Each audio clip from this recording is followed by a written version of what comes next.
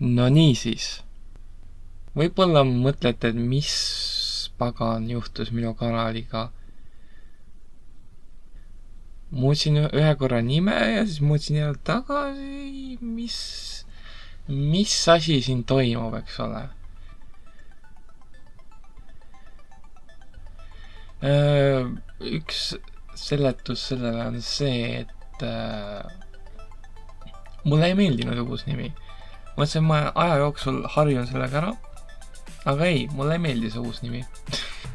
Ma ei saa öelda, et otseselt ei meeldi.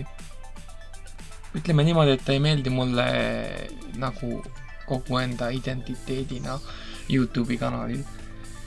Võib-olla videomängudes, sure why not, eks ole, aga on ka muid põhjuseid, tehnilisi põhjuseid, miks ma pigem ei tahaks kanalit nime muuta, nagu otse kohe praegu, eks ole. Esimene neist on see, et veebisait, see eksisteerib, see on domeen ja see domeen kehtib veel mõnda aega. Ehk siis markustegelane.eu, markustegelane.tk, pärandrakenduste jaoks, whatever. Teine põhjus, mul on sotsiaalvõrgustiku profiilid, kus ma enda nime ei saa muuta, Reddit, ja siis te võib-olla küsite, et aga mis oli point? See oli selle ümber nimetamise nagu point, miks ma seda üritasin teha. Ma tajusin, et mu kanali nagu kogu aeg vahetama selle stiili ja nagu identiteeti, eks ole. Ma mõtlesin, et viskama selle vana identiteedi ära ja alustame puhtalt lehelt, eks ole. Siis ma sain aru, et ma ei saa kustutada enda varasemaid videoid, sest inimesed endiselt vaatavad neid. Ja no okei, siis ma mõtlesin, et okei, et need alles mõneks ajaks, eks ole. Aga siis ma sain aru, et ma teen lihtsalt probleemi hullemaks, sest ma teen uue stiili, uue kanali nime, millega varasemad teljad ei pruugi kursis olla. Ja siis võib-olla nagu panevad unsubscribe. Nüüd viis, kuidas ma seda lahendasin siis, kui ma muutsin enda kanali nime nagu 2016. aastal, et mu esimene nimi oli Markus Maa ja siis ma panin Markus Tegelane nimeks, oli see, et ma klikkisin läbi kõik teljad, kõik avalikud teljad, läksin enda kanali teabelehele ja saatsin nendele privaatsõnumi. Ja seejärel tegin video kogu sellest situatsioonist. Esiteks privaatsõnumi saatmine. YouTube'is seda nagu eriti eksisteeri. Jah, te saate panna enda kanali teabelehele meiliaadressi, aga probleem sellega on see, et kõik ei pane sinna enda meiliaadressi. See oli esimene peavalu. Siis teine asi, miks ma videot ei teinud. See on huvitavam. Põhjus on see, et ma ei liiga kõrged standardid selle jaoks. Ma ei jõudnud seda teha piisavalt kiiresti. Ma ei tea sellises situatsioonis, aga võib-olla küsite, et okei, miks ma siis ei viivitanud kanali ümbernimetamisega.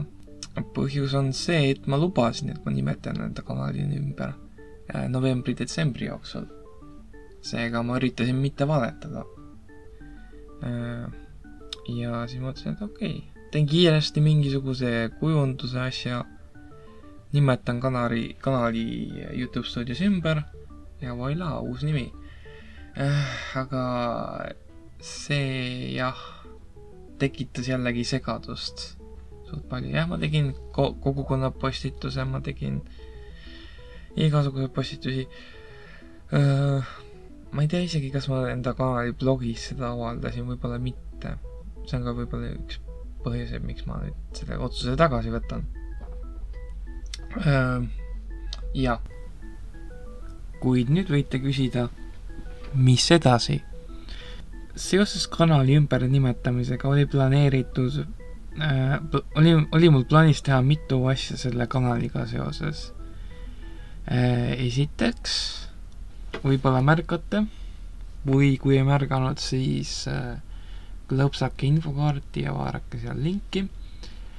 Ma lindistan selle asja, teen selle video 2 keeles, nagu monteerin ja lindistan ja niimoodi. Seda on mul plaanis teha ka tulevaste videotega. Ehk siis igasugused tekstid ja heli ja sellised asjad. Ma teen nagu ingliskeelse versiooni ja eestikeelse versiooni igast videost. Kuigi ma muudan ka metaandmed ära inglisekeelseks ka eestikeelse video puhul. Teine muudatus, ma olin aru saanud, et paljudel inimestel ei ole aega kõiki mu videoid vaadata. Ja seepärast tegin uue reegli. Ükski video ei tohi olla pikem kui 10 minutit, mis helilindistus on väga lähedal 10 minutile. Või ei. Kolmandaks, ei mingeid uusi stiile. Jätkan sama sära stiiliga, mis mul oli enne ümber nimetamist. Aga ma lihvin seda, teen seda paremaks ja jätkan selle kasutamist. Siis 4. asi, ma enda põhisüsteemis vaikselt hakkan üle minema Linuxile. Aga ma otsustasin, et proovin järgmisi videoid produtseerida nii palju Linuxist kui vähegi võimalik. Ja sellest võib-olla teen tulevikus video.